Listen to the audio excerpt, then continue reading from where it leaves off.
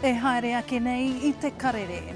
Ko te takahitanga o tētahi kaumātua whitu, te kaumāwhitu te pakeke I te whare herehere e tohu ana ke te he ngā pūnaha whare herehere pupuri I āna ake whakataunga I raro I te tiriti o Waitangi. I tū he pōtuku tohu I ngā pōrā ki te Vairat I tāmaki makaurau e whakamānawa tiana ngā paitai tai ia o ngā uri o Aotearoa. Kua waihanga hia e te iwi o te whakatōhia he marau hei whakatō I ngā kōrero tuku iho me ngā mātauranga āiwi ki roto ki ngā tamariki mokopuna no ngā kura katoa o te whakatōhia.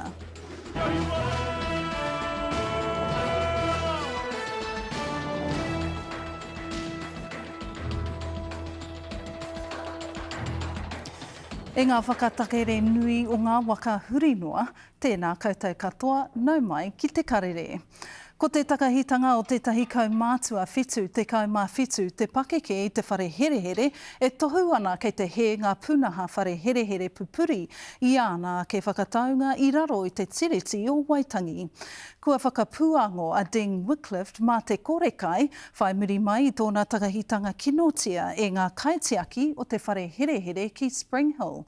A hei tā tōna roea kua heke te taumaha o tōna tinana mā te kaumāwhitu kiro, kai a te okiwa McLean. Te roa ngātu. Koe nei te mata o Dean Wycliffe whai muri I ngā whakapae he mea patuaia e ngā āpiha tokotoru o te whare herehere ki Spring Hill. Kei te tino mamai taku ngākau I te whakarongo I tana wangawanga. Ko te whakaro ia me mate ia ki te whare herehere mina kāre taia te āwhina iaia e naia nei. Kei te tū ngā pihi o roia Annette Sykes mo ngā karawhiunga kua pā ki tana kiritaki I nā hoki rā te kaumāwhitu kiro karamu kua heke I tana tinana mai tana mahi porotehi ma te korekai. Te kau rā e naia nei I whakatū I tana mahi porotehi kia mohi o mai te ao kei te hera wāti ngā mahi o tēnei tari kāwanatanga kia hau. O tēnei mahi pokano o ngā kaimahi o Spring Hill kia au. E whā te kaumātahi tauteroa o tā Wycliffe noho kiro herehere I whakawhiua ia e te ture mō te kōhuru tangata I ngā rā ouki. Engari I mauherea I te tuarima o tēnei marama I te korenga ona I noho ki te wāhi tika e ai ki te ture. He's done his time. He's served his debt to society for those matters that have brought him into disrepute and disregard for the law. And homelessness is not a reason to put people in jail. Homelessness is a disease arising from poverty between the rich and the poor. E kore rātau hea ke wehe tū pāpakua ia mai te whare herehere. Me te hako tami iti rāwa ko rāwiri Waititi e rānka tāia tinana ki te kite I a Wycliffe I te rāne, me korenua e mutu, tana korekai. Hoi no ko taku kōrero I ki aia e tērā e hoa. Whakawātea mai ko I tērā āhuatana. Kaua koe e nuhune te pō he noa eo.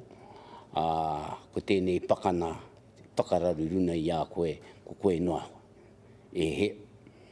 Ko tātau tēnā, ko koe ko hau. Ko whakaungia e Sykes te ture tā iwi tā huhu, kia tukuna ngā kiriata mo te patunga o Dean e ngā āpiha ki tana rūma mauhere kātahi, ka rua kua tono hoki kia whakatōmua tia te rā e tūai ia ki mua I te poari tukuhere, I nā te wehi nui ka kore pēr ia e puta ki te āiopi pītanga. Ko tai ki te wā, ka whiti te kaumāwhitu o nā tau, ki te hake. Me whai whakaro te iwi, te hapori, te āwhine iaia, me noho humāria, me noho haumaru ana kei tana whenua rangatira kei makatu. Kia puta here kore ai a Dean Wycliffe, ki te ao marama, te okiwa McLean, te karere. I tū he pō tuku tohu I ngā pōra ki te Vairat I tāmaki makaurau. E whakamānawa tiana ngā paitai tai ea o ngā uri o Aotearoa.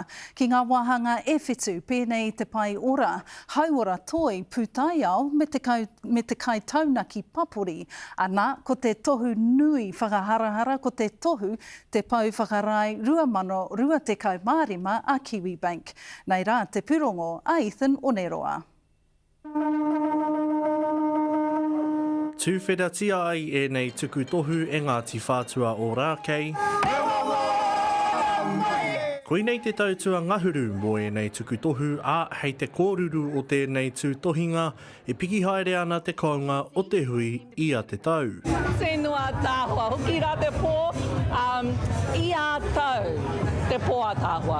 Toko toru ngā wāhine Māori i whai wāhi ai ki ngā whiringa toa o te pau whakarai o Aotearoa e Kiwibank i tēnei tau. Rātou toko toru i roto i ngā kōwhiringa whaiti he wāhine Māori. Nō reira me pēhea e kore ai e tuku i ngā mihi ki a rātou toko toru. Professor Bev Lawson. Kāre kaua ahorangi Bev i tae a tinana mai i potu karakē ia mo tētahi hui hauora wāhine he oi i hono mai ia mā te hui topa. Our New Zealander of the Year, Bev Lawson. Nā i ārahi i ngā mahi rangatira i roto i te hauora o te wāhine nā una pūkenga i pai ai te wahine te whakamātautau i a rātau anō mō te mate pukupuku o te whare tangata. I'm so proud of my mum. She is relentless and she just works so hard. It was an honour to receive this for her. I wish she was here receiving it, but yeah, I'm so proud of her. Tai ake rā ki te tohu o te mātātahi o te tau no te whare wānanga o Waitaha. Drum roll, please. E te roa, Rafaele. I para te huarahi a Rafaele ki te ao mati ko a e mōhio tia ana ia mo ana mahi he whakatōpū i ngā wehewehenga o te ao matihiko mō ngā hāpori Pasifika i Aotearoa nei. Yeah, I'm feeling I'm humbled but also blessed to make my ancestors' dreams come true. Ko te toa o te mātā puputu o te tau, ko te ringa toi Māori nei a Elizabeth Alice. Rongo nui ia mo ana mahi i te ao toi Māori me te mea hoki tata atu tōna pakeke ki te waru te kau. I feel overwhelmed. I feel fantastic for the visibility of old people. I am proud for our culture because it builds our culture to make it so visible as well. Mārama ana te kite i te toa o ngā wahine Māori ki e nei tohu whakanui. Ethan Onerua, Te Karere. Kua mutu rā te haere a te pirimia a Christopher Luxon ki Inia.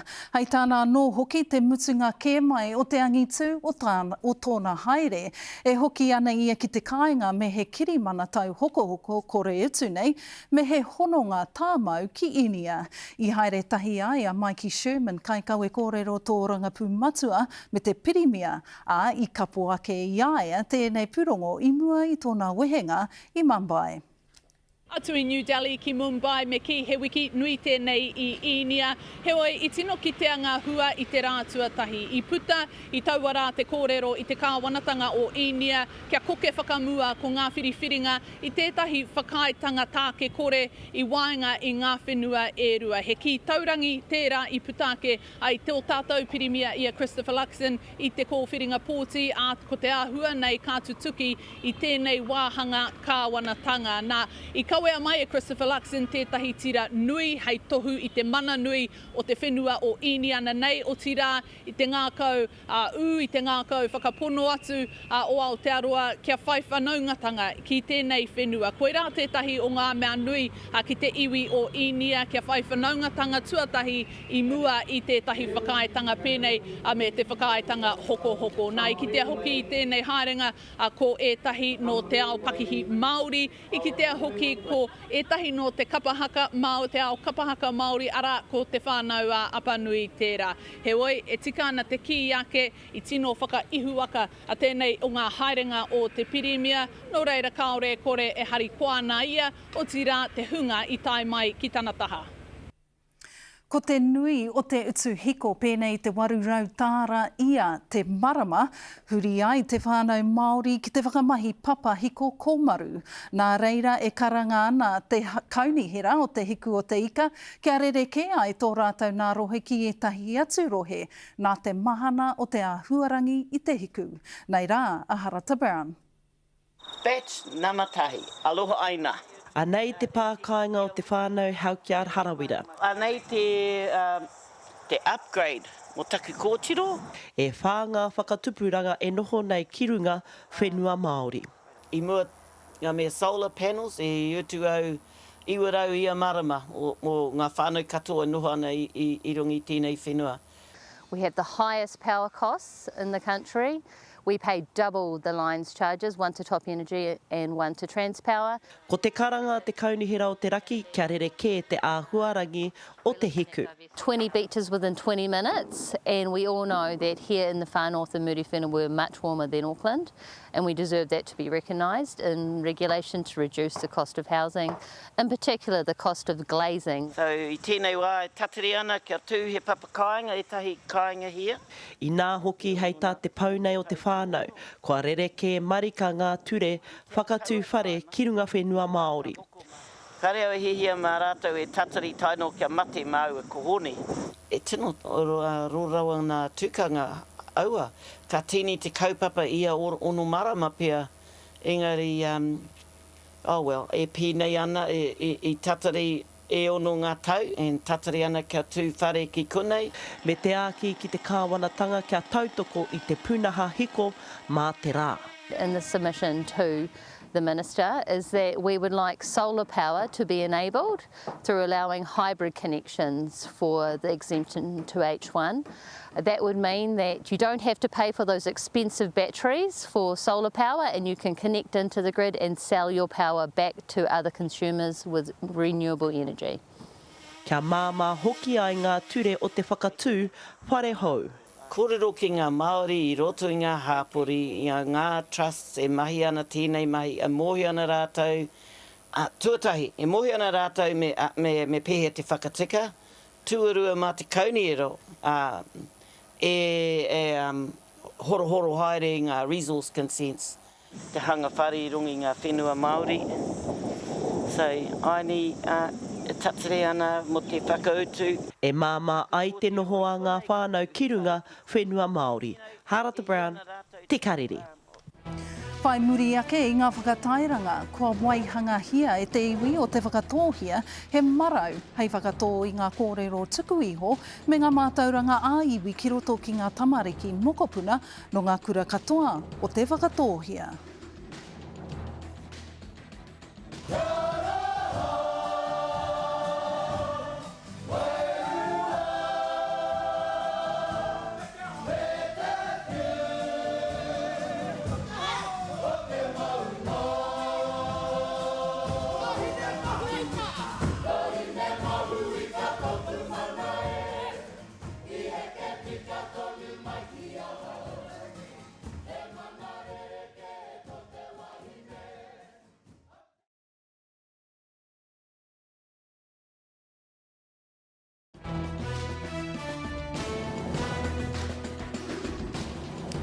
Ko te pūnaha ā-iwi o te whakatōhia, he marau kua waihanga hia. Hei whakatō i ngā kōrero tuku iho, me ngā mātauranga ā-iwi ki roto ki ngā tamariki, mokopuna no ngā kura katoa o te whakatōhia.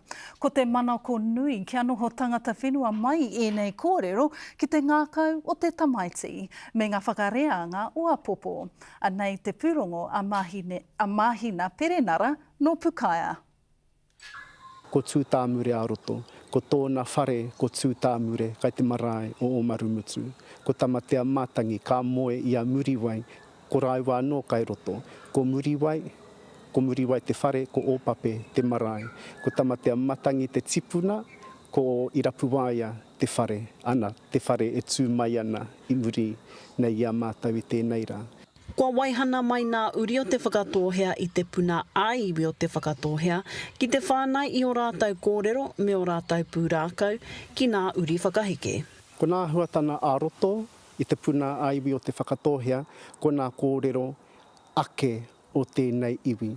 He tīkina atu i nā kōrero tuku iho, o nā tīpuna tonu, ana ka hāngai ki o tātou uri i nā ianei.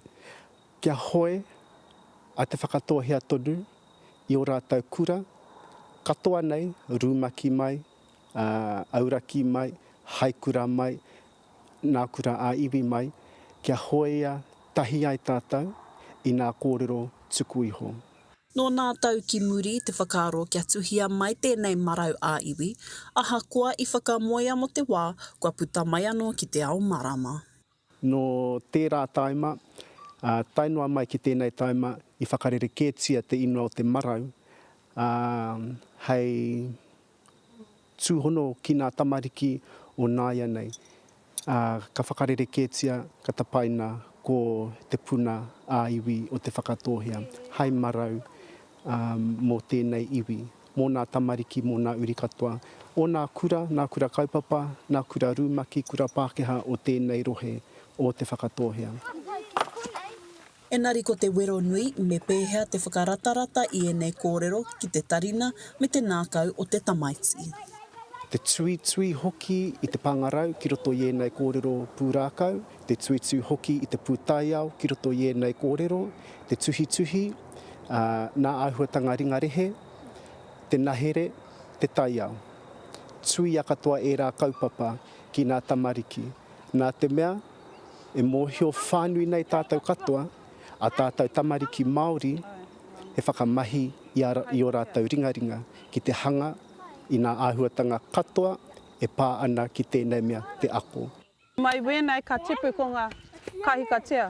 Ko wēnei ngā rākau tai rawa o te ngahere. Ko wēnei ngā mea tai ake ia tāne māhuta. Mā te taiao anō enei kōrero e mau ki te nākau a te tamaiti. Kia mohi ai ngā tamariki i te tino tō rātou hononga, kia tino kaha tō rātou hononga ki te taiao. Kia mohi ai he kai waho nei, he tākuta, he mahi a ngā tākuta, he oranga kia roto i te ngahere. He tamaiti tipu ki te kāina me ngā akorana a tōna iwi, puta ki te ao tūpakari ai. Māhina Perenara, Pūkāia. Ki Taranaki, he wero nui te tāwharau i ngā koi ora taketake o Aotearoa, me te whenua i whakarerea mai ai e o tātou mātua tūpuna. E rua rau toru te kau heketea te rahi o te whenua tāpui o roto kare, a ko te whāinga kia haumaru, kia ora ngā koi ora taketake me te whenua i roto i taua tāpuitanga. Ko tāne Houston, tetahi o ngā kaitiaki, a hei tāna, he oranga nui tēnei mahi mōna i ngā rā hoki ki te ora te whenua, ki te ora o tātou tuakana o te taiao, ka ora hoki ko tātou tonu. Nei rā te Pūrongo, Alineni Tuitupou. It's 280 hectare property completely surrounded by a fence. Ko tāne Houston te pau atawhai o haumanuhia te hononga taiao. So we have a whole community working in this place to protect the ngāhere. He kaupapa mahi ngātahi, nā te korowai o ngā rua hine me te Pākihi o Taranaki maunga. And I fell in love with being in the taiao, and it done wonders for my well-being. So I fought for an opportunity to stay positioned in the taiao and utilise this space for the well-being of our people. He kaitiaki ea i roto kare. Nau mai ki a ene whenua tawhito. Kato haina e ia o nā mātauranga whānui o te taiao ki ngā rōpu e hiahiana ki te ako. The importance of mātauranga Māori in this space is unmeasurable. I suppose it's because we're very natural. Mana whenua are very natural. And they're able to bring a true and natural understanding and connection and relationship to the taiao. Ko te tahi o ngā wero nui kia tāne i roto kare, ko te whakahaere i te taupori o ngā manu. Our kiwi are, they started here with 40 founders, and so each of those birds without pests and predators is able to have quite a lot of chicks. We need to be careful that that number doesn't become too much. Engari i waho o roto kare, he nui ake ngā mōrearea ki ngā koiora taketake, nā te papa atawhai, i tuku whakaitanga kia waka kōtahi, he whakahaere i ngā aitua ka pā ki ngā koiora taketake ki te ara o te ata. It's really good that we're here at Roto Kare today because we are actually already engaged in a positive outcome for any of those species that are displaced from major logistical operations such as Mount Messenger, and we're on standby for any other species that need to be protected. Aha koa ngā wero o te taiao, ka noho tonu a Roto Kare he whenua ki rea kore. This is Roto Kare Scenic Reserve. This is te wao nui o tāne that is so well protected. There are traps inside the reserve, and so those traps, but they hardly catch anything because here there are no pests and there are no predators. Nā ngā mahi a tāne, me ngā tini hāpai ki Roto Kare, he wahi oranga tonutanga tēnei mo ngā koiora taketake. Lineni Tuitupou, te Karere. Whai muri ake i ngā pānui hoko ko ngā tohu huarere o te wā.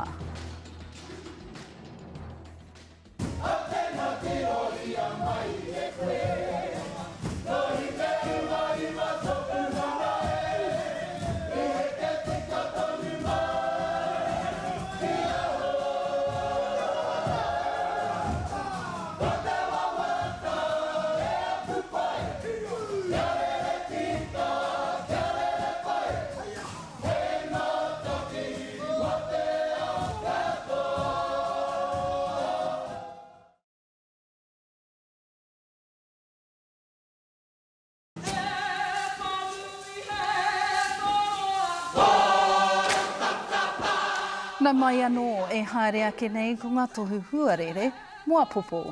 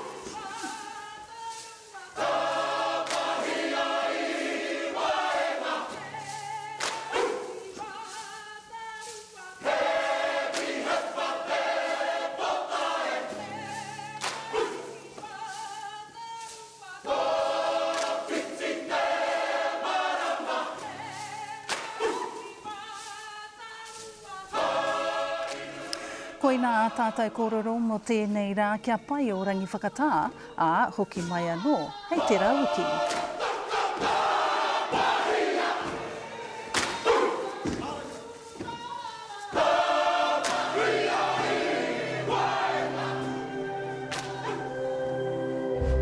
Ko te reo, te take.